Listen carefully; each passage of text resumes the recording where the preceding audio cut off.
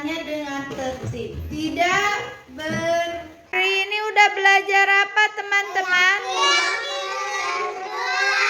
Keyakinan kelas itu tadi mencakup apa saja?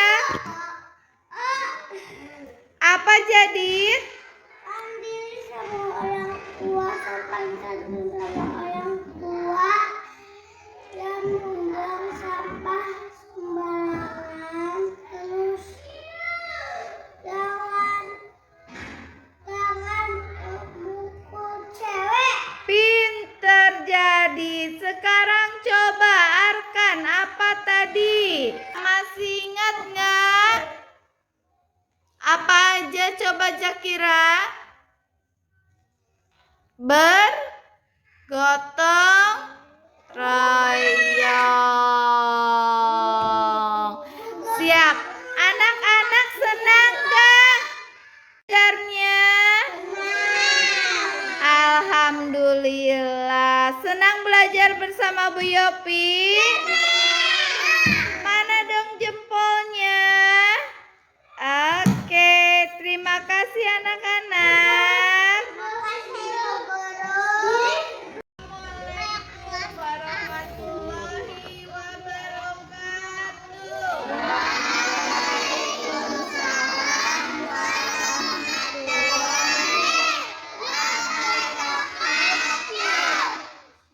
Hari ini anak-anak hari apa coba?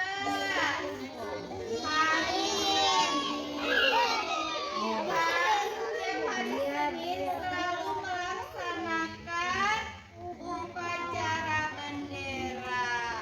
Ketika upacara bendera kita akan melaksanakan sebelum melaksanakan upacara bendera ada yang harus kita ketahui, yaitu ketika budaya positif di Indonesia 2 akan dilaksanakan. Nah, budaya positif ketika upacara yang pertama yaitu apa? Disiplin. Nah, disiplin itu ketika upacara harus memakai, perempuan memakai apa? Kerudung. Laki-laki memakai pakaian yang lengkap. Terus ketika upacara harus memakai pakaian seragam sekolah. Iya, merdeka. Nah, karena sekarang ada yang coba kita tanya ya. Sebentar, boleh? Nah, kenapa nggak pakai baju seragam?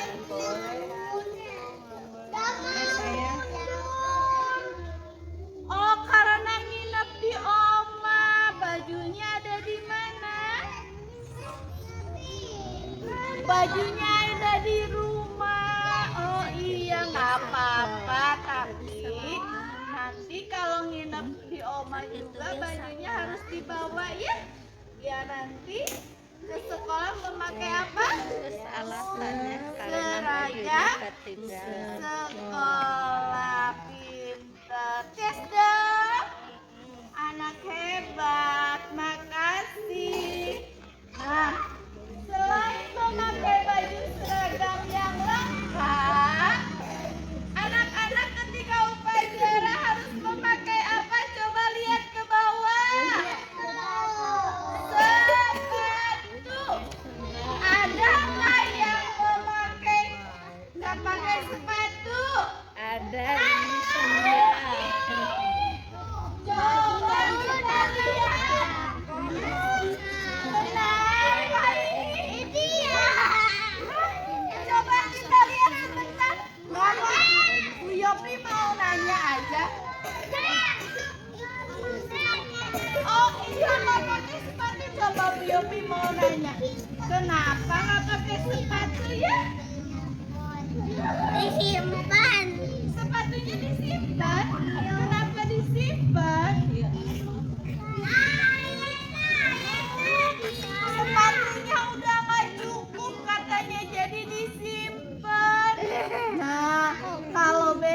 besok sepatunya harus dipakai ketika upacara Maura, ya. Soleh, Bager. Harus beli yang baru katanya. Ya, oke. Kalau punya Ada lagi yang tidak memakai sepatu. Coba lihat ke bawah. mau pakai sepatu. Oh, ada yang ada yang memakai sendal.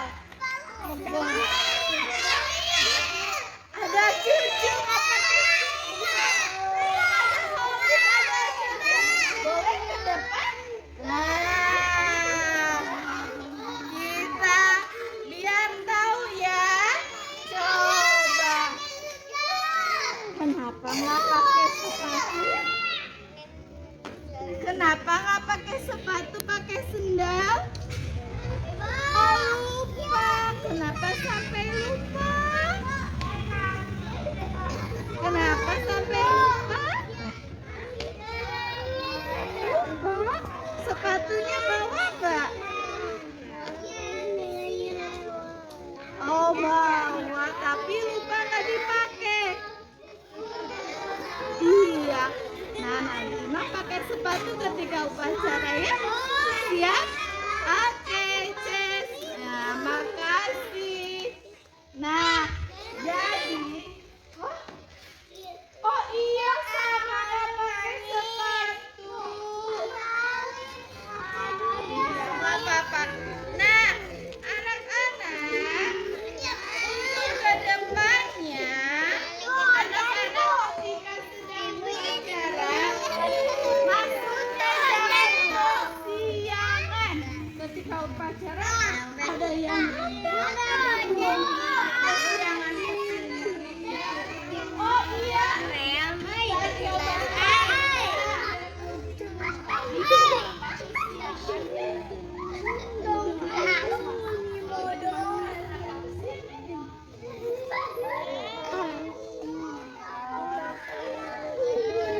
Oh, tadi makan mama dulu jadi kesiangan. Apa-apa, Cek, hebat. Oh, kakak kesiangan. Kakak kenapa kesiangan?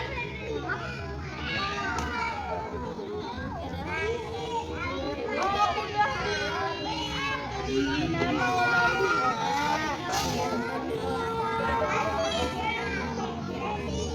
Oh, pakai air dingin jadi kedinginan. Makasih kakak. Iya. Siap semuanya. Siap. Siap lagi. Siap ya.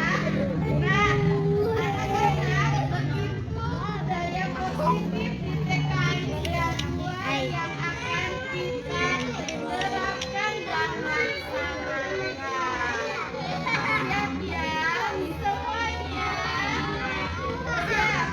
Seluruhnya. Siap, gerak. Assalamualaikum warahmatullahi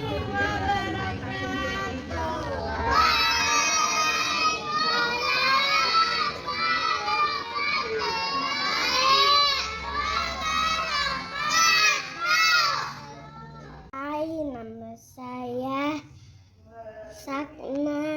Saya senang belajar dengan Bu Yopi tentang budaya positif. Assalamualaikum warahmatullahi wabarakatuh.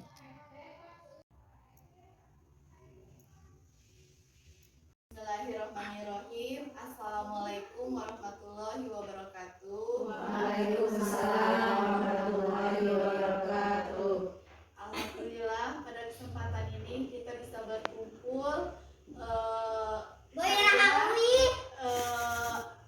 sebagai calon guru penggerak angkatan ke-6 mau mempresentasikan budaya positif di TKI Siah 2. Nah, sebelumnya saya mau minta izin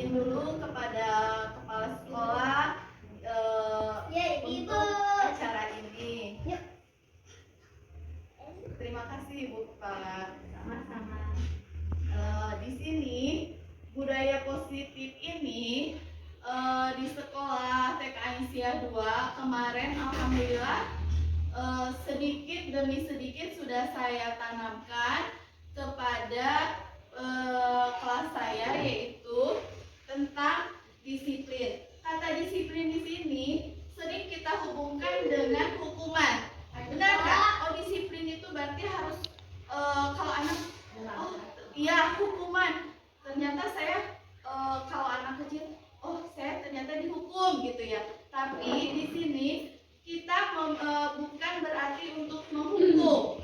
Nah, di sini justru hukuman itu salah satu alternatif yang terakhir. Nah, sementara kata budaya dimaknai kalau waktu itu ya dilakukan oleh pada seseorang itu untuk mendapatkan kepatuhan. Jadi di sini disiplin tidak harus anak itu harus seperti ini dan sama kita itu harus anak itu harus begini. Tetapi kan anak itu tidak semuanya mampu. Nah, jadi kita harus melihat dulu kemampuan anak. Kita harus berpusat dan berpihak kepada murid. Nah, di sini budaya positif itu konsep disiplinnya yaitu unsur utamanya terwujud budaya positif yang kita cita-citakan di sekolah ini seperti ini ya. Ininya sebentar ya.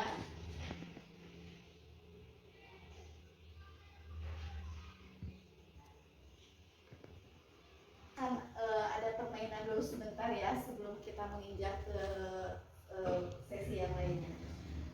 Coba ibu-ibu kepalkan tangannya. Sebelum dikepalkan kita angkat dulu jarinya. Nah, kita bayangkan apa yang ada di benak kita. Kita kepalkan satu demi satu. Coba bayangkan seandainya kepalan ini, tangan kiri atau tangan kita ada yang paling berharga. Nah, di situ apakah tangan kita ini akan diberikan dengan sebuah imbalan yang diiming-imingi dengan hadiah? Coba ibu pikirkan. Apakah akan diberikan tidak kepalan tangan ini yang dianggap sangat berharga? Coba renungkan. Nah, setelah direnungkan, boleh saya bertanya? Boleh. Boleh, alhamdulillah. Coba, boleh siapa yang berani mengemukakan jika yang berharga ini diberikan dengan imbalan yang kita inginkan? Coba, siapa yang berani? Silahkan mengemukakan pendapatnya. Dengan imbalan yang bahwa itu kalau anak kecil, itu aku permen itu aku mau, tapi ini lebih berharga dari permen itu. Apakah kita akan memberikannya enggak dengan dikasih imbalan? Nah, seperti itu. Jadi digentosanku hadiahku imbalan itu, apakah akan diberikan tidak? Seperti itu. Aku mah tidak akan diberikan. Good. Nah, itu yang tidak akan diberikan. Karena apa? Sebuah imbalan tidak akan kepada anak itu justru akan mempengaruhi hal yang bisa dikatakan kalau dibilang buruk tidak terlalu buruk ya. Karena anak itu jangan terlalu sering dikasih misalkan karena ini tidak mau belajar nanti dikasih coklat. Nah, itu sebetulnya tidak boleh. Tetapi kita harus memotivasi anak dengan cara kita kepada anak itu memberikan motivasi. Tetapi tidak terus-terusan nih kasih permen tapi itu harus dikerjakan sampai selesai ya. Nah, seperti itu tidak boleh ya. Nah, jadi anak itu dengan sebuah penghargaan, aku mengerjakan ini nanti aku akan mendapatkan hadiah dari ibu atau dari ibu guru. Nah, seperti itu. Nah, terus di sini ada lagi ininya. Ada lagi ini boleh untuk nah, di sini ada stimulus respon dan kontrol. Di sini realita kita bersama, nah ini kita yang berbeda. Terus di sini semua orang akan melihat yang sama. Tetapi di sini setiap orang memiliki gambaran yang berbeda. Setiap orang pasti berbeda-beda ya. Cuma pemikiran kita tadi sama gitu kan. Nah, terus di sini perilaku buruk dilihat sebagai suatu kesalahan, bahwa dia menendang temannya itu kan salah. Nah, tapi kita harus berpikir kenapa dia menendang, kenapa itu. Jadi membuat alasan seperti itu, anak suruh berpikir sendiri. Jangan misalkan kenapa kamu langsung dimarahin. Nah, itu kan nggak boleh ya. Nah, di sini semua perilaku memiliki tujuan. Dia menendang mungkin ada tujuannya. Terus dia tidak mau mengerjakan PR. Kalau di TK tidak ada PR ya, mohon maaf. Jadi untuk mengerjakan di sekolah misalnya seperti ini. Kita menulis huruf, tetapi dia tidak mau, malah begini aja. Nah, kita hanya bisa begini. Kenapa dia tidak mau? Nah, tapi kita sebagai guru jangan seperti ini. Kenapa dia nggak mau ya? Biarin aja. Nah, kan tidak seperti itu. Jadi kita harus memperhatikan anak juga. Nah, kenapa seperti itu? Kita tanya anaknya. Jadi anak suruh berpikir dan dia meresponnya dengan caranya. Pasti dia menemukan alasannya. Terus ini pemaksa ada pada rujukan. Nah, jadi sebagai guru kita harus memujuk, tetapi tidak boleh tidak boleh langsung anak begini, tapi kita harus memotivasi dulu agar anak mau. Nah, jadi di sini kolaborasi dan konsekuensi menciptakan pilihan-pilihan baru. Nah, seperti itu. Nah, di sini selanjutnya di sini ada teori yang harus sebentar ya, di sini menginjak ke materinya yang selanjutnya, yaitu ada teori motivasi, hukuman, penghargaan dan restitusi. Menurut dosen dalam bukunya Restructuring School Disciplines menyatakan ada 3 motivasi perilaku manusia. 1. Untuk menghindari ketidaknyamanan atau hukuman. 2. Untuk mendapatkan imbalan atau penghargaan dari orang lain. 3. Untuk menjadi orang yang mereka inginkan dan menghargai diri sendiri dengan nilai-nilai yang mereka percaya.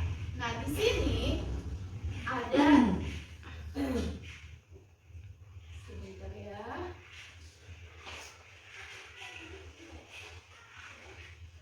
Perilaku untuk menghindari hukuman dan ketidaknyamanan.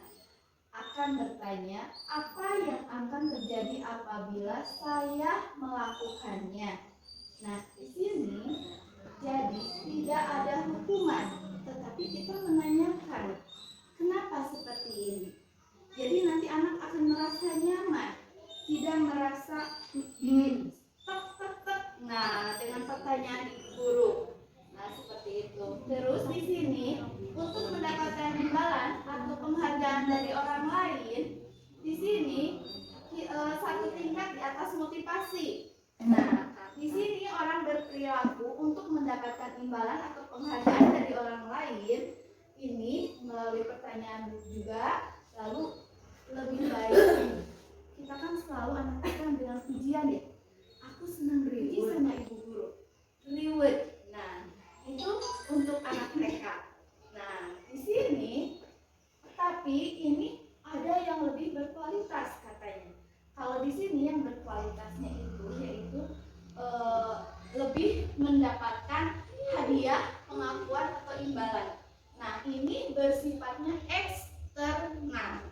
Nah, di sini kadang-kadang kita itu memberikan motivasi itu agar anak bisa, agar anak mampu. Tetapi kita kan tidak semua anak mampu dengan mencapai apa yang kita inginkan.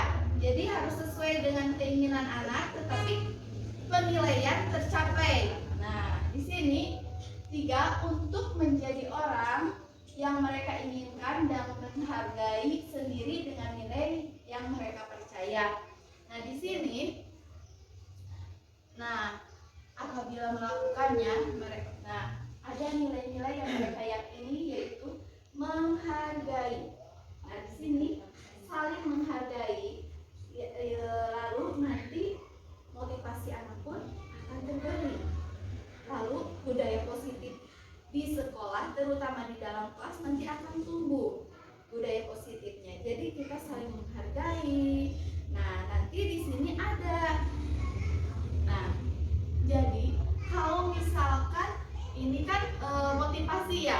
Nah, sekarang di sini ada yang hukuman. Hukuman itu apa? Nah, di sini ada. Nah, sanksi. Nah, hukuman itu senantiasa, misalnya seperti kalau kita itu sanksi kepada anak. Padahal hukuman boleh nggak kepada anak-anak? Tidak boleh ya.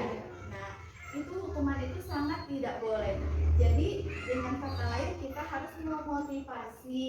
Nah, di sini harus ada konsekuensi. Konsekuensi yang kita terapkan antara guru dengan murid, konsekuensi apa? Agar anak tidak merasa dihukum. Nah, seperti itu. Terus di sini ada penghargaannya. Nah, di sini, ini, sebentar, ini kelihatan tidak? Nah, di sini ada hukuman. Di sini hukumannya itu semua yang menyakit yang harus terjadi, misalkan. Ini kan yang terjadinya hari ini. Nah, ini semua terjadinya untuk besok. Kalau di sini ya. Terus restitusinya itu merupakan pilihan untuk jenjang yang nanti kan anak itu punya pola pikirnya seperti ini. Anak akan melekat. Nah, misalkan seperti ini. Anak tidak mau menulis. Terus kata ibu gurunya, kamu harus menulis. Itu akan melekat kepada pikiran anak. Oh, si ibu Eta mah galak. Nah, gitu kan. Ini mah mau sekolah, atau ini mah bade di kelas sanes. Nah, itu kan ini. Terus restitusinya untuk ke jenjang pemikiran yang menghilangkan seperti itu. Jadi lebih baik kasih motivasi anak itu. Jadi diarahkan dengan sedikit demi sedikit. Nah, di sini ada sebuah penghargaan. Nah, di sini ada sebuah penghargaan. Penghargaan itu juga. Nah, di sini penghargaan itu menurut akhir Nah, di sini ya kita ambil intinya aja ya. Di sini penghargaan itu ada beberapa. Di sini penghargaannya ada pengaruh jangka pendek dan jangka panjang. Di sini yang tadi kata saya sampaikan, penghargaan efektif jika kita menginginkan seseorang melakukan sesuatu yang kita inginkan dalam jangka waktu pendek. Jadi anak selalu diingatkan ya. Nah, terus jika kita menggunakan penghargaan lagi dan lagi, anak akan merasa, aku mada sama ibu Elpa selalu dikasih tiap hari reward. Jadi ketika anak tidak dikasih reward, dia belajarnya gini. Hari ini Bu Elpa nggak kasih reward ya? Nah, seperti itu kan. Nah, itu jadi yang apa? Aku nggak mau. Dia aja nggak mau belajar, nggak mau apa.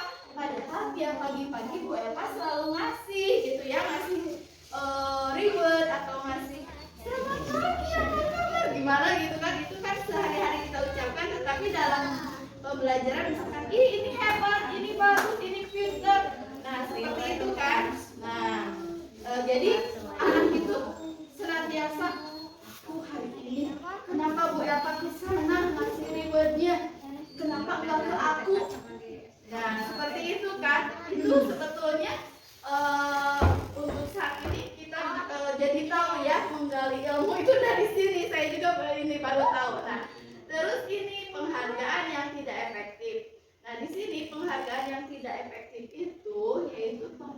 suatu benda atau peristiwa yang amat diinginkan.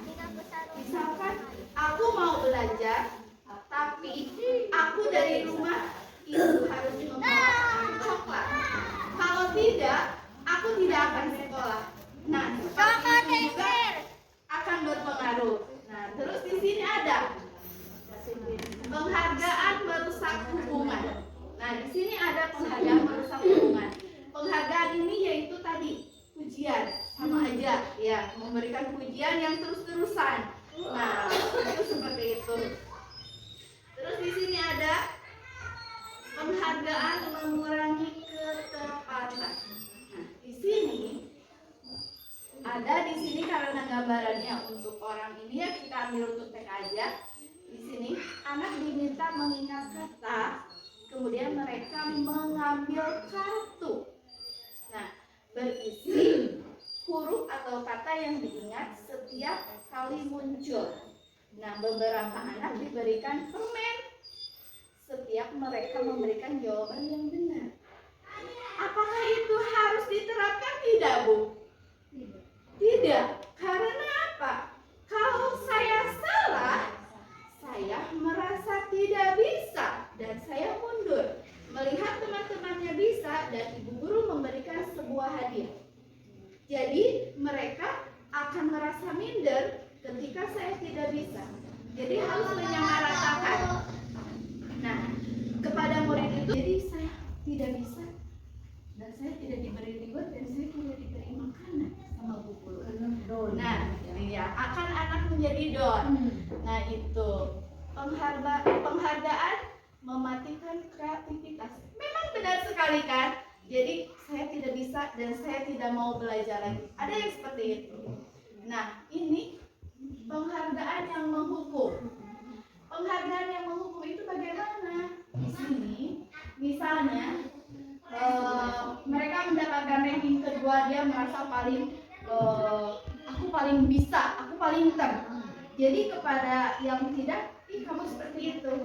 Nah, kan jadi ada. Makanya di SD sekarang tidak ada ranking. Nah, mungkin menerapkan seperti ini. Nah, seperti ini sudah diterapkan. Nah, terus sekarang motivasi dari dalam diri menghubungkan huruf-huruf dan kata serta menyadari bahwa ia dapat membaca. Nah, ketika dia dapat membaca, dia merasa paling aku paling terbisa. Dan dia ada anak yang tidak bisa atau belum. Kalau di TK belum ya, dia langsung kamu mah biasa membaca, kamu mah nggak mau belajar sama bu guru, waktu belajar kamu kemana aja. Terkadang ucapan guru itu diucapkan oleh anak ya. Nah, makanya terkadang soetot geningnya ibu guru. Nah, sekarang itu harus dihindari karena anak mengingat kamu diam, jangan berbicara. Nah, itu kadang ada anak yang seperti itu, yang seolah ucapan ibu guru diucapkan kembali kepada temannya. Nah, seperti itu. Terus ada lagi di sini yang ini restitusi. Mungkin tadi ibu-ibu bertanya ya, apa restitusi itu? Nah, di sini restitusi itu, nah,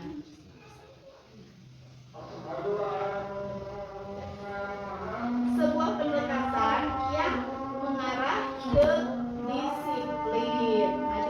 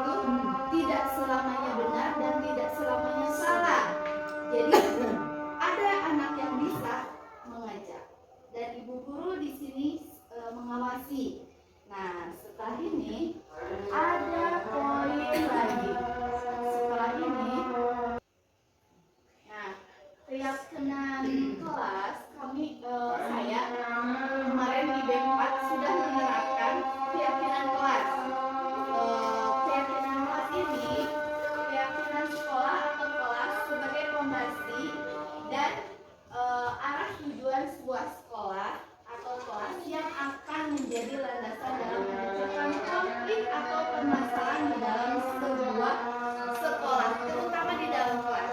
Kemarin saya menerapkan keyakinan kelas dan anak-anak alhamdulillah antusiasnya bagus sekali dengan cara seperti ini.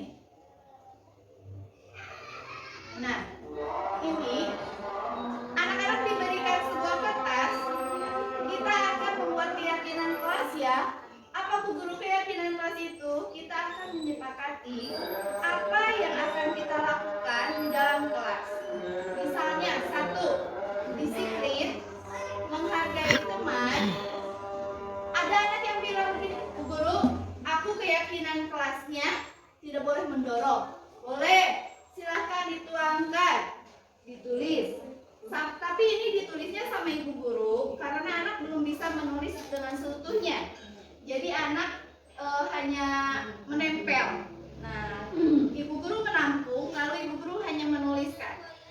Anak-anak sudah bisa berpikir, Bu Guru, aku ingin gotong royong. Kenapa aku ingin gotong royong? Karena setiap selesai bermain, aku nggak punya teman untuk membereskan. Oh, sip, bagus. Saya tulis gotong royong. Terus di sini ada lagi, tidak terlambat ke sekolah. Nah, ini tidak terlambat ke sekolah. Bu Guru, tidak terlambat ke sekolah boleh nggak? Boleh.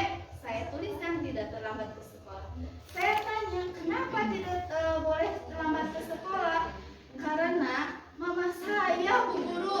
Nah, itu kan anak sudah punya pikiran. Mama saya sibuk, jadi aku sempat terlambat ke sekolah. Biar aku tulis aja, biar aku tahu. Katanya seperti itu. Siap, nanti sama ibu guru akan saya sampaikan. Nah, terus di sini ada lagi mandiri. Bu Guru, ke sekolah itu harus mandiri, nggak boleh. Nah, nggak boleh diantar, terus nggak boleh. Iya.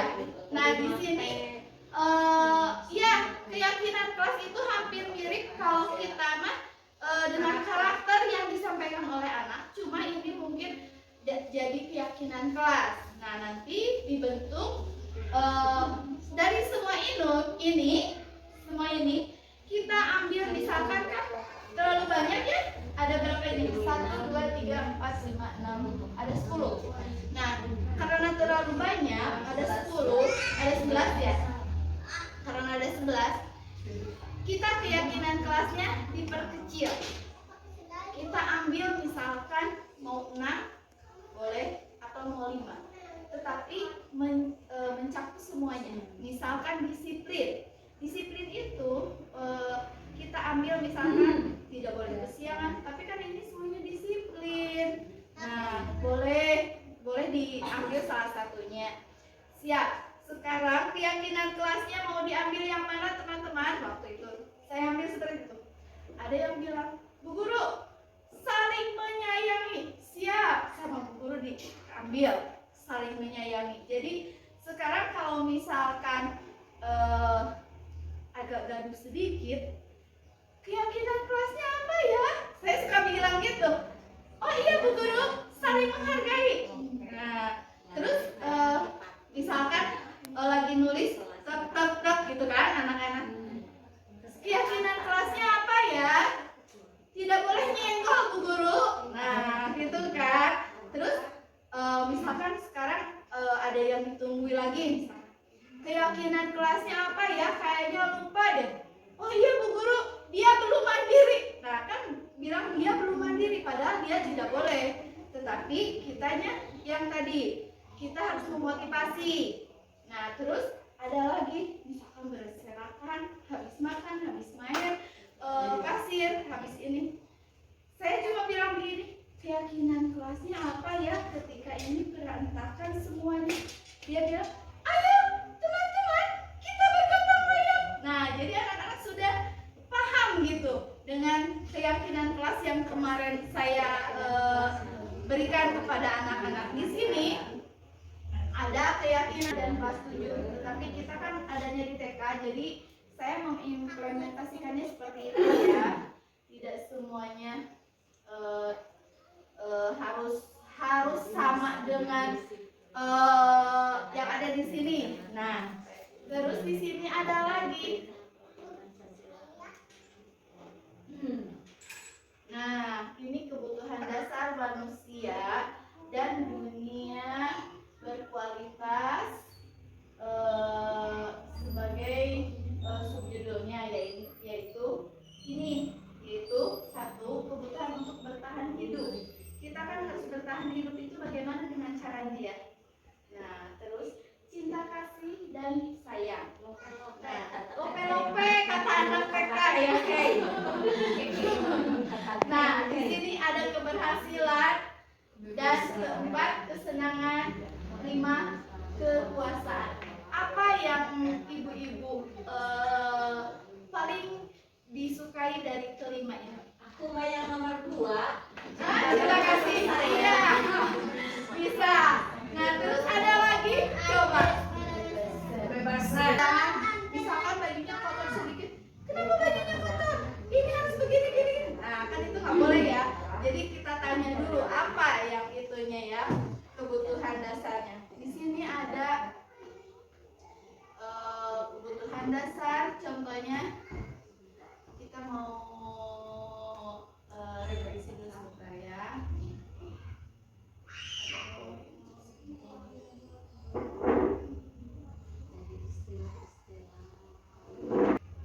Sebentar.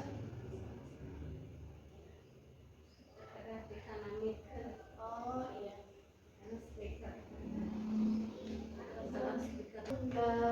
Ki Hajar Dewantara ini menerapkan pembelajarannya seperti seorang petani. Dia dia memupuk padi itu bagaimana caranya? Dia menanam dulu, lalu memupuk, dan dia akan jadi ini membasmi ulat-ulat dan jamur-jamur yang di sini. Silahkan. Nah, di sini ada untuk kebutuhan yang mendukungnya. Kita implementasinya ini di SD ya, karena tidak ada di TK. Nah, tuh di sini. Nah, ini implementasinya seperti ini. Dan di sini ini ya, dari jenjang SD sampai jenjang SMA dan SMK. Di sini tidak ada TK-nya, cuma kita bisa menerapkan di TK. Nah, ini di SMK. Nah, ini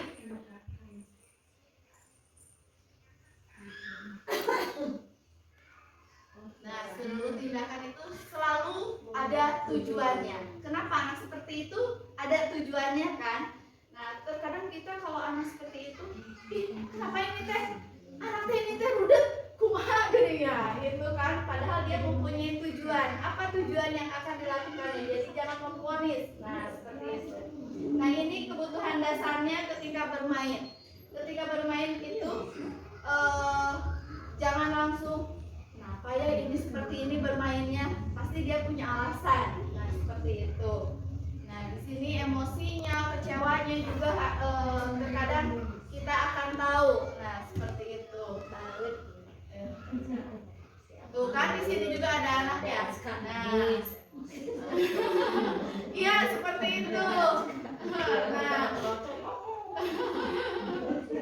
tuh terkadang anak juga kita itu terkadang ada anak-anak yang senang belajar di luar dibandingkan di dalam kelas. Mungkin mereka lebih asik.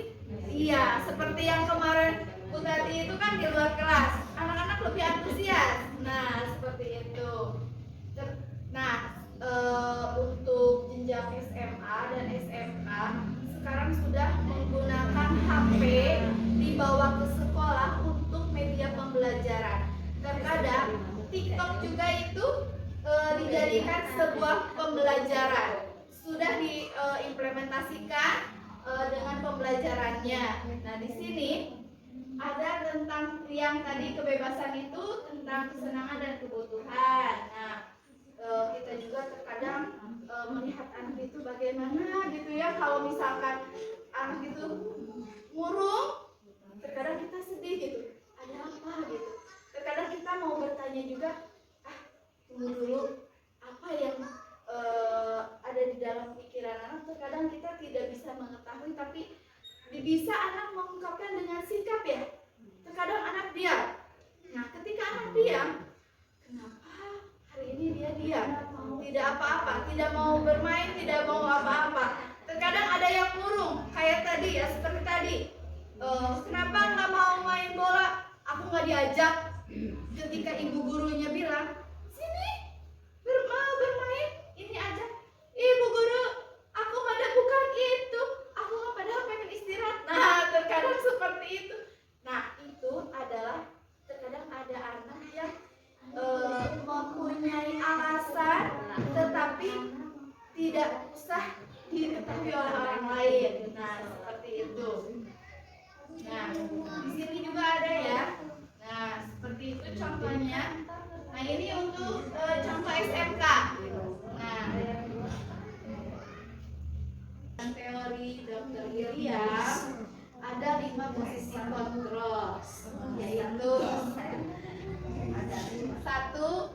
Penghukum, 2. Pembuat merasa bersalah, 3. Teman, dan 4. Pemantau, 5. Manajer.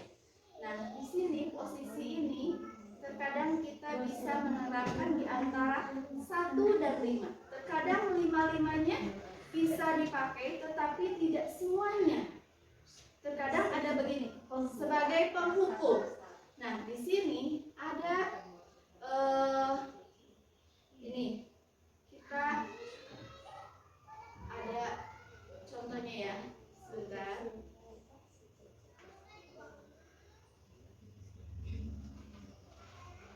Mengetahui sebagai posisi mana ketika ada seorang anak yang merasa dirinya itu yang, nah di sini ada sebentar ya. Nah, di sini kan ada 5 ya posisi kontrolnya itu yang harus kita. Nah, ini sebagai, terkadang ada ibu guru yang seperti ini kalau di SMK ya, tuh, karena ini kesiangan. Kami di TK mah kasihan tadi gendong.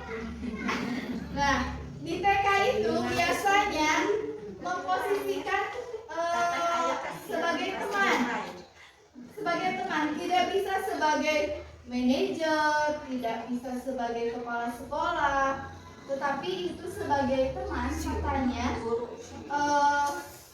lebih ya ini. Nah, tuh sudah berapa kali terlambat katanya tuh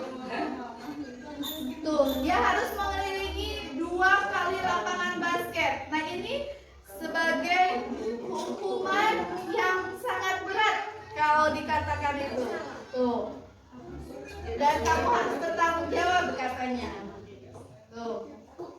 Dia jadi merasa benar-benar merasa bersalah kan. Nah, seperti ini. Nah, tuh, jadi ini harus lari. Terus ini ada lagi. Nah, sekarang ada posisi menghardik, menunjuk, dan itu tidak boleh ya. Nah, terus, nah ini ada lagi. Ini ada lagi. Nah, ini lebih tuh. Ini posisinya. Nah, ini jadi posisinya itu anak itu diberikan pertanyaan, tetapi dia tidak bisa menjawabnya karena harus dari mana. Curhat ke ibu gurunya terus seperti itu ya. Tuh, iya. Jadi Nah, coba apa? Tapi dia mau tuh kan, dia hanya bilang maaf sekali. Tuh, ini sebagai ada lagi. Nah, ini sebagai membuat merasa bersalah. Nah, yang ini videonya seperti ini. Tuh, aduh, saya kesiangan terus.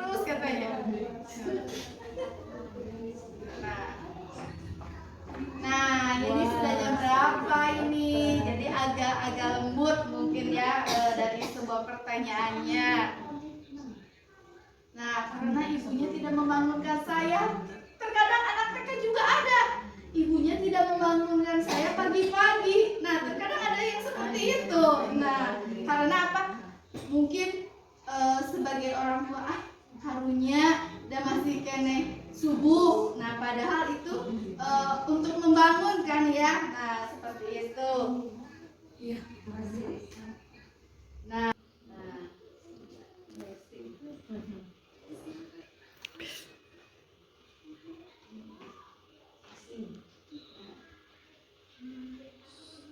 ini sebagai posisi sebagai teman itu ada pertanyaan yang lembut dan dia memberikan jawaban dengan alasannya, tidak seperti tadi.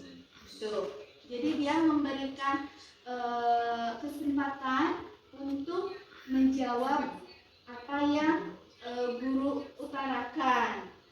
Nah, seperti kemarin waktu upacara kita kan budaya positifnya waktu upacara, kenapa tidak memakai baju seragam? Dia kan alasannya karena tidur di rumah nenek. Nah, tidak terbawa sama mama, seperti itu alasannya. Jadi kasih kesempatan untuk berpikir, mengungkapkan alasannya, seperti itu.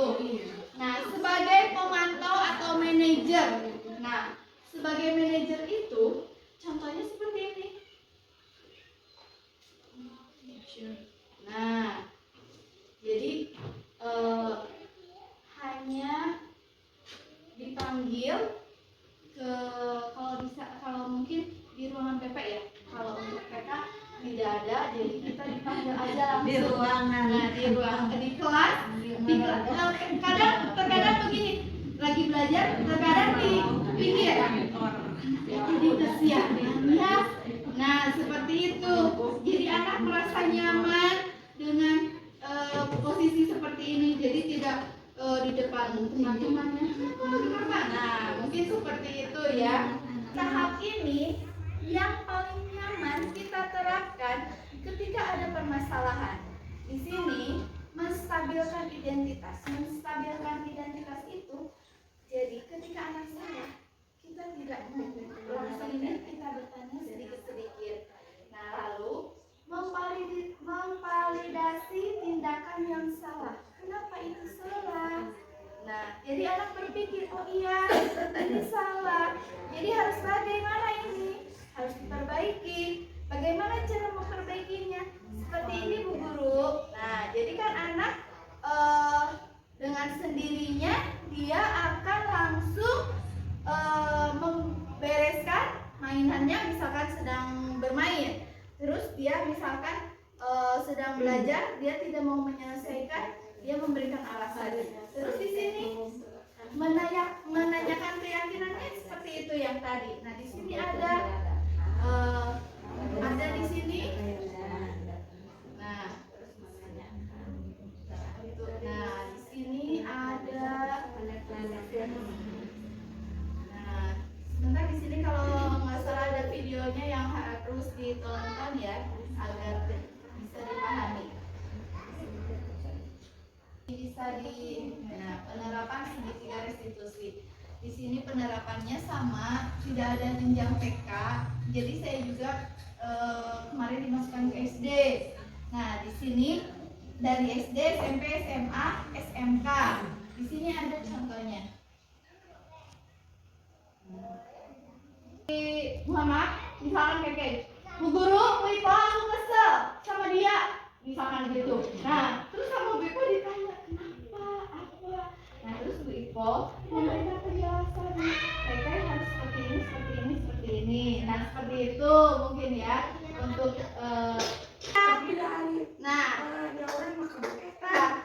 nah ini ada ini mengidentifikasi. Dia itu mengidentifikasinya seperti ini. Nah, dia berbicara mengungkapkan kenapa seperti itu setelah ditanya sama Bu Ipo. Sama Bu Ipo ditanya kenapa sampai kesal. Nah, seperti itu pasti ada jawabannya dengan beruntun. dari awal sampai akhir. Nah, di tahap terakhir, nah keyakinan kelas tuh. Tuh seperti ini contohnya. Jadi, nah di sini juga ada sebagai menstabilkan identitas yang tadi ya. Nah, jadi dalam tahapan ini yaitu yang paling nyaman itu menerapkan segitiga restitusi ini.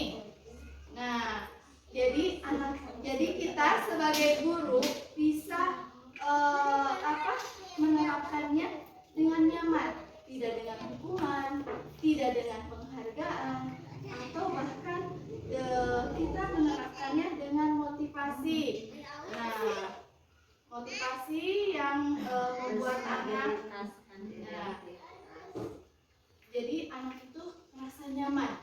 Nah, di saat anak merasa nyaman, kita pun nyaman. Dia sekarang ini menurut Ki Hajar Dewantara itu pembelajaran yang berpusat kepada murid dan dia merasa aman, nyaman, menyenangkan ketika berada di sekolah.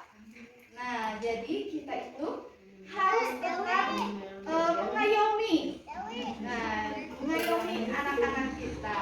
Nah, mungkin ini presentasi bahan aksi nyata 1.4 forum komunikasi dari budaya positif yang kita terapkan di TKI 2. Ibu-ibu bisa menerapkan keyakinan kelas di kelasnya dengan sedikit demi sedikit. Tapi alhamdulillah waktu kemarin keyakinan kelas itu membuat anak-anak semangat. Boleh anak-anak, boleh ibu-ibu menerapkannya. Boleh besok atau lusa. Terima kasih. Assalamualaikum warahmatullahi wabarakatuh. Waalaikumsalam warahmatullahi wabarakatuh. Mungkin ada tanggapan atau pertanyaan sekiranya bisa saya menjawab, dan mohon maaf bila nanti kita ada sedikit boleh misalkan sharingnya. Silahkan sesi ini kita buka. Ibu-ibu terus menyampaikan waktu sama abdi